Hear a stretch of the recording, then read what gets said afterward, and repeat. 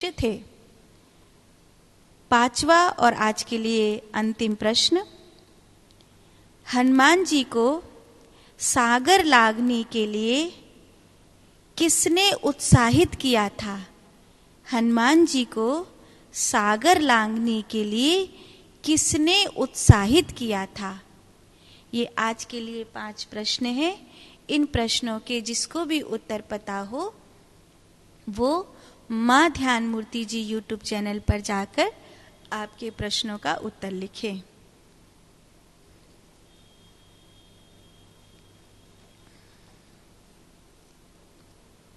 बयालीसवीं सूत्र की हम व्याख्या कर रहे हैं। तदारूढ़ प्रमिते हस्त तक्षया जीव संशयः। शुद्ध जागरूकता में स्थित होने पर तृष्णा नष्ट हो जाती है और अनुभवजन्य व्यक्ति का जो अस्तित्व है, तृष्णा वाला अस्तित्व, वो समाप्त हो जाता है। तुर्य पद में आरूढ़ योगी की अभिलाषा क्षय हो जाने पर जीवत्व का जो भाव है वो भी क्षय हो जाता है। किस योगी का? जो तुर्यारूढ़ है। तुर्या में स्थित होने के लिए कौन कौन सी वो बातें हैं जो जरूरी हैं? योग के अनुसार तुर्या में स्थित होने के लिए मूल बंध, उड़ियान बंध और जालंधर बंध की आवश्यकता है तथा खेचरी मुद्रा की आवश्यकता है। भक्ति मार्ग में समर्पण की आवश्यकता है तुर्या को जगाने के लिए। ज्ञान मार्ग में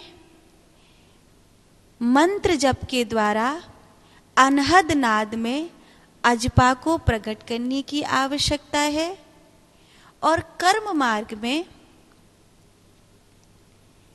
किसी गुरु की सेवा करते हुए, जैसे रामकृष्ण परमहंस ने विवेकानंद जी को एक ऊर्जा की तरह, एक करंट की तरह वो सब कुछ दे दिया जो रामकृष्ण परमहंस के पास था,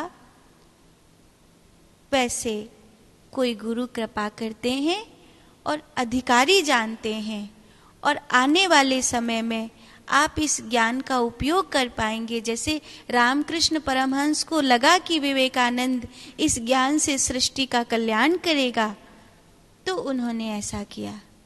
तो कर्म मार्गी के लिए, भक्ति मार्गी के लिए, ज्ञान मार्गी के लिए, योग मार्गी के लिए तुर्या को साधने का जो साधन है वो मैंने आपको कहा। और भी साधन है, ऐसा नहीं है कि जो मैंने कहा वही पूरा है, और भी साधन है। लेकिन अन्य अन्य साधन जो जिस गुरु के मार्ग पर चल रहा है उस गुरु की देखरेख में करे तो अति उत्तम है। अब जो तुर्या में स्थित है वह योगी अपनी अभिलाषाओं के क्षय हो जाने पर जीवत्व के भाव को क्षय होते हुए देखता है। अपनी अभिलाषाओं के क्षय हो जाने पर, अभिलाषाएं हमारी कौन सी अभिलाषाएं हैं? अगर हमारी अभिलाषा भगवत प्राप्ति की है तो बात दूसरी है, लेकिन मेरी अभिलाषा है कि मेरे पास ये महंगी वाली गाड़ी हो, ये अभिलाषा में, और हे प्रभु मैं आपके दर्शन करने के लिए आपके द्वार आऊं, ये अभिलाषा में, दोनों ही अभिलाषा है पर बहुत अंतर है।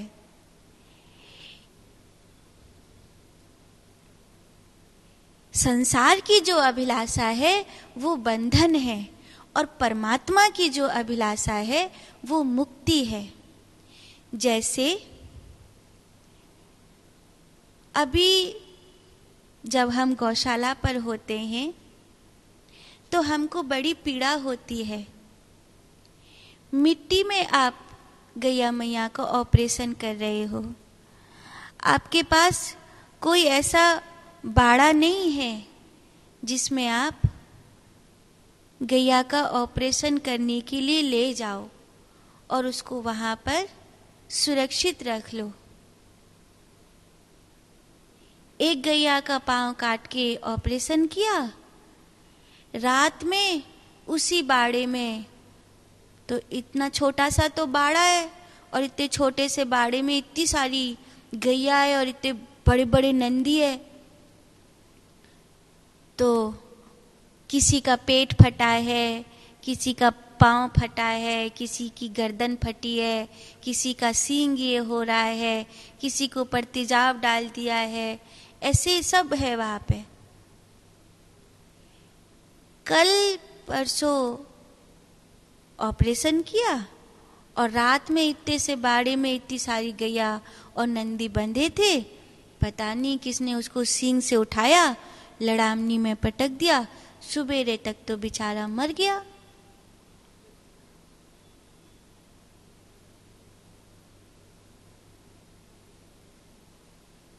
इस पीड़ा में एक अभिलाषा जन्म लेती है कि ये 2 टीन का बाड़ा है, 2 टीन के बाड़े में इतनी सारी गैया और नंदी है। एक बाड़ा और हो जाता तो जिसमें जो ज्यादा घायल है उसको रख देते, जो ऑपरेशन हो रहा है उसकी व्यवस्था कर देते, कुछ दवाइयाँ है उनको सुरक्षित रख देते, कुछ फ्रीज वगैरह अच्छे से लगा देते जो इंजेक्शन सुरक्षित रह पाते, दवाई खराब हो जाती है। ये अभिलाषा मुझे बांधने वाली अभिलाषा नहीं है। मैं सन्यासी हूँ, मुझे कोई अभिलाषा नहीं करनी चाहिए, पर मुझे पता है कि मेरी ये अभिलाषा बांधने वाली नहीं है।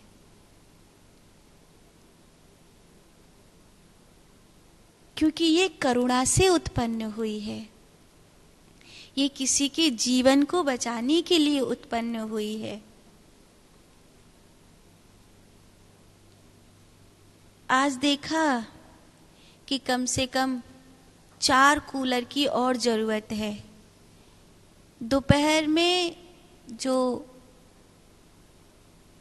गैया की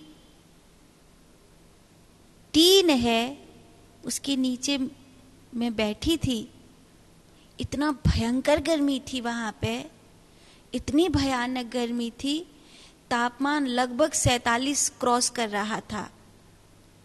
मोबाइल में देखा तो पता चला तापमान 47 क्रॉस कर रहा है। तो अभी पीछे जो कूलर पंखे लगाए थे वो लगभग अपर्याप्त हो रहे हैं। तो कम से कम 4 कूलर और हों, जिसमें से 2 कूलर एक बाड़े में एक तरफ से लगा दिए जाए, 2 कूलर एक बाड़े में एक तरफ से लगा दिए जाए। अगर मैंने ये अभिलाषा करी कि ये 4 कूलर और होने चाहिए, एक सुरक्षित बाड़ा और होना चाहिए, ऑपरेशन की एक जगह और होनी चाहिए, ये अभिलाषा मुझे बांधेगी नहीं, क्योंकि ये करुणा का स्रोत है। और इस करुणा के स्रोत में जो भी सम्मिलित होंगे,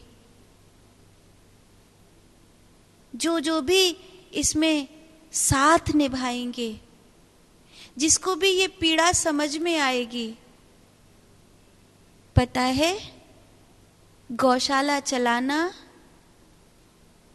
और गौ हॉस्पिटल चलाना, अगर मैं 5,000 10,000 गैयाओं की गौशाला चलते हुए देख रही होती तो मुझे लगता है संस्थान को इसमें कोई बहुत बड़ी चुनौती नहीं थी। लेकिन एक गौ हॉस्पिटल चलाना एक बहुत बड़ी चुनौती बन गई है। अच्छी बात यह है कि रेशियो इतना अच्छा है कि ठीक हो रही है गैया नंदी। 1 से 1.5 महीने के भीतर ऐसे नंदी को, गैया को ठीक कर देते हैं हमारे डॉक्टर, जो मरने के लिए छोड़ दिया गया था उसको खड़े होने खाने के लिए तैयार कर देते हैं, उसको इतना तैयार कर देते हैं। अभी मैं आपको बता रही थी ना, जब अब 5-7 दिन पहले की बात है, एक गैया थी, उसका पीछे जो हिस्सा होता है बच्चेदानी का, वो पूरा लटक रहा था। उसके साथ एक बछड़ा भी था। तो उसके मालिक ने उसको भगा दिया होगा घर से। वो सुनाई कि वहीं बगल के गांव की थी जहाँ अपनी गौशाला है। वो ठीक हो गई, अभी